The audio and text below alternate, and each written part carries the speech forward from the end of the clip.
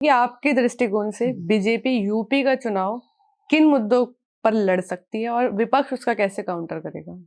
देखिए, पहला तो ये है कि यहाँ पर उत्तर प्रदेश में चुनाव जो है वो 2017 में जब अखिलेश यादव मुख्यमंत्री नहीं रहे तो उनसे पूछा कि भई आपने तो इतना काम कराया, आपने स्टेडियम बनवाया, एक आपने सबसे अच्छी सड़क दी।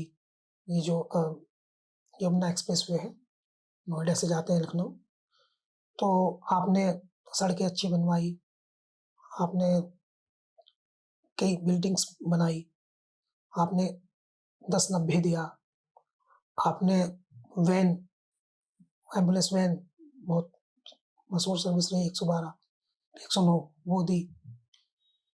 आपने पुलिस जो डायल 100 उस दौर में था, अब उसको 112 कहने लगे हैं, वो दिया।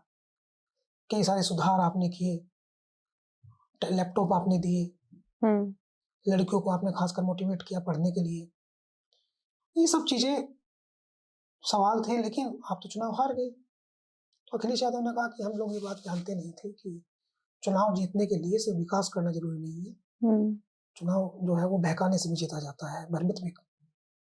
तो भारतीय जनता पार्टी किन मुद्दों पे चुनाव लड़ेगी, उसमें सड़क, बिजली, पानी ये कंसिडर नहीं होता।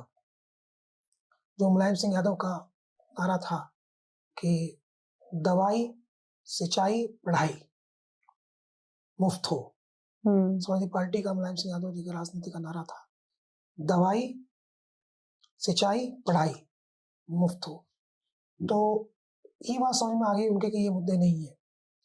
तो पहला मुद्दा जो होगा वो ये होगा कि देखिए, हमने कानून व्यवस्था को सुदृढ़ किया है।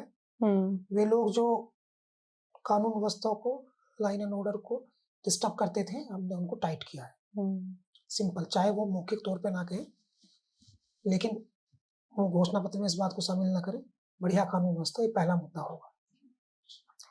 दंगे हमने नहीं होने दिए, झगड़े हमने नहीं होने दिए, ये कहेंगे। भारतीय जनता पार्टी का ये रहेगा। और दूसरी चीज जो मुख्य उनकी रहेगी वो ये रहेगी कि माफियाओं के खिलाफ हमने सख्त कार्रवाई की। हमने उन्हें बुलडोज किया। ये मुद्दा होगा कि हमने भयमुक्त प्रशासन दिया। ये सबसे बड़ा मुद्दा, सबसे बड़ा। हमने भयमुक्त प्रशासन दिया, हमने गुंडे को रोका, हमने गुंडे को रोका, हमने भयमुक्त प्रशासन दिया। बाकी सड़क, पानी, बिजली वो सामान्य प्रोसेस है, वो चलती रहती है, उसमें कोई बात नहीं करना चाहता, ना करेंगे, मुद्दे इसी पर बात होगा। दूसरा, इनडायरेक्ट में उसका पॉलिटिकल लाभ नहीं ले सकते, लेकिन इनडायरेक्ट में वो कहेंगे कि राम मंदिर भी एक इशू रहेगा। और अब ये छोटी छोटी चीजें हैं, बड़ा जो मुद्दा रहेगा ये तो बहुत मामूली बातें हैं, लेकिन ये भी असरदार रहेगी। सबसे बड़ा मुद्दा जो रहेगा वो SIR रहेगा। SIR पे ही उत्तर प्रदेश का चुनाव होगा 2027 का।